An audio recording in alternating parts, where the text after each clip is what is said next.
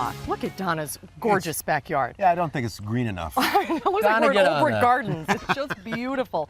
Well, the experts at ExxonMobil estimate that diesel will surpass gasoline as the #1 global transportation fuel by 2020. It's more dominant right now in Europe and in Asia, but more and more diesel vehicles are showing up in this country. Case in point, today's Motoring with Matt subject, the all-new Chevy Cruze Diesel. If you're looking for 46 miles a gallon on the highway, this may be the vehicle for you, or maybe not.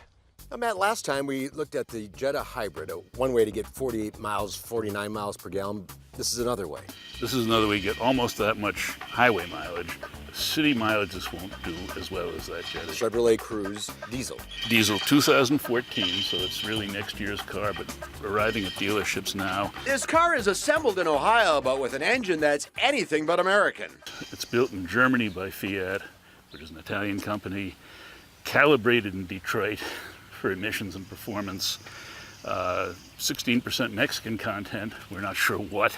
A Japanese transmission, this is an international car. This is General Motors' first venture into diesel cars in a very long time. Long gone is the blue smoke pouring out of the tailpipe and glow plugs that need to be preheated. But one aspect of the diesel of old remains. Now, Mark.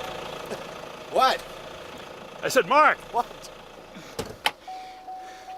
What we're hearing is what pedestrians experience. It's not that noisy inside, but it is noisier than a gasoline engine. And Matt's right. Inside it is pretty quiet and well appointed. You really wouldn't know you were driving a diesel until it comes time to refuel. And that may keep the Cruze Diesel out of your driveway. You've got this one great problem with this car, which is you've got to buy fuel where the diesels go. That's about 60% of the gas stations now. But a lot of them don't have car lanes, so you go into the truck lane and there's inevitably a puddle of the stuff on the ground and you get it on your shoes and then you get it on your rugs and it's really hard to get rid of it. And try to get the smell off your hands. And Matt says until they solve those problems, there's not going to be general acceptance of diesels. The Cruze gets 46 miles a gallon on the highway, but only 27 in town. Hybrids tend to get better mileage in town than on the road. So it comes down to this. If you're looking for a really high mileage car, you have a choice, hybrid or diesel. The answer? It depends. I think there are two things that make that decision, and they're not obscure. One is, if I really need trunk room, the hybrid is having the trunk room eaten up by the battery.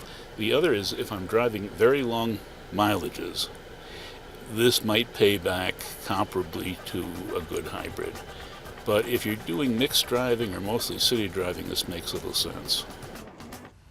It's the 2014 Chevy Cruze Diesel. The base price $24,685 as tested, $25,495, and there are the numbers: 27 in the city, 46 on the highway. So a very specific niche for this car at this point. You'll hear it coming down the street. You'll hear it coming down the street, that's for sure.